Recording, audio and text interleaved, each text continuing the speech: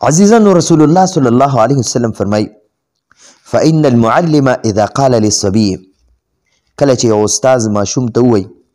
قل بسم الله الرحمن الرحیم، بسم الله الرحمن الرحیم وایا، فقال الصبي بسم الله الرحمن الرحیم، او دا ماشوم بسم الله الرحمن الرحیم وی كتب الله براءة للصبي، الله جل جلاله د جهنم د اور نه د دې ماشوم برات او خلاصې ولیکلو. وبراءة للمعلم، او د دې استاد دا چې کوم استاد دا معلم چې د ماشوم ته چې بسم الله الرحمن الرحیم وښودله، د ده دپاره الله پاک د اور نه د خلاصې، د جهنم د اور نه د خلاصي او د برات لیکل وکړه. وبراءة لأبويه من النار، او د دې ماشوم مور او پلار د دې دپاره د جهنم د اور نه برات او خلاصې ولیکلو. نو عزیزانو، د یو ماشوم په برکت سره د ماشوم مغفرت وشو، د هغه د استاز مغفرت وشو، او د هغه د مور او پلار مغفرت وشو. او که مور او پلار یې مړه وي نو الله جل جلاله د ده د مور او پلار نه عذاب لري کړي. امام رازی رحمت الله علیه په تفسیر کبیر کې د بسم الله الرحمن الرحیم ډېر فضائل لیکلي. نو د بسم الله الرحمن الرحیم په فضائلو کې یو قصه لیکلې ده د حضرت عیسی علیه السلام، چې حضرت عیسی علیه السلام یو ځل په سفر روانو، د یو قبر سره تېرېدو، نو ویلې ده چې قبر کې کوم مړی دی هغه له د عذاب فرشتې راغلي او سخت عذاب ورکوي. او دا چې کله مخکې لاړو او کله چې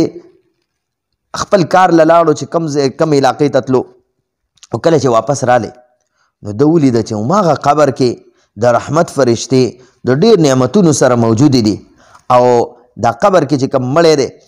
هغه د دغه نعمتونو نه فایدې اخلي. عیسی علیه السلام ډېر زیات حیران شو چې مخکې هم دا د قبر والا په سخت عذاب کې مبتلا و، او اوس ورسره د رحمت فرشتې د ډېر نعمتونو سره موجودې دي، چې دا څه مهاجره ده، څه خبره ده، څه حال دی. دا حضرت عیسی علیه السلام مونځ وکړو او د الله جل جلاله نه د دې حال حقیقت معلوم کو. نو الله جل جلاله نه دعا وکړه، الله جل جلاله ورته وحی راولېږله، ای عیسی دا بنده ډېر ګناهګار، زما ډېر سخت نافرمان و، د به هر وخت کې زما نافرمانی کوله، او کله چې دا مړ شو بغیر د توبې نه،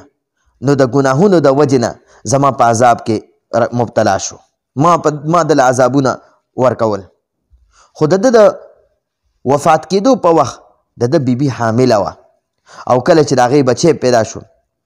او څه وخت پس ماشوم لږ غټ شو او خبر اترو شو،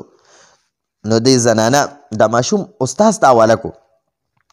او استاز د ماشوم ته بسم الله الرحمن الرحیم زده کړه، یاد یې کړه ورته، او ورته یې وویل ای بچیه ته ووایه بسم الله الرحمن الرحیم. نو چې ماشوم بسم الله الرحمن الرحیم ووی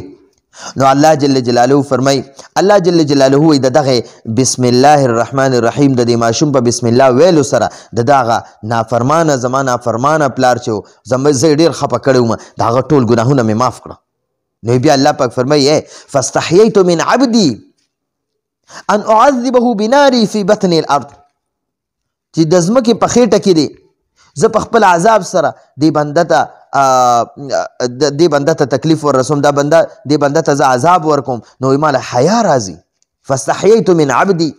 ماله د خپل بنده نه حیا راځي، ان اعذبه بناری، چې په خپل اور باندې دله عذاب ورکوم، فی بطن الارض، د ځمکې په خېټه کې یعنی په ځمکه کې د قبر کې، وولده یذکر اسمی علی وجه الارض، او د ده بچی د دغې ځمکې د پاسه د دغې ځمکې د پاسه زما نوم اخلي. نو الله پاک فرمای وی ماله حیا راځي. نو عزیزانو د هغه پلار نه الله پاک د دغې وجې نه هغه عذاب لرې کو. عزیزانو خپل بچي دینداره کو.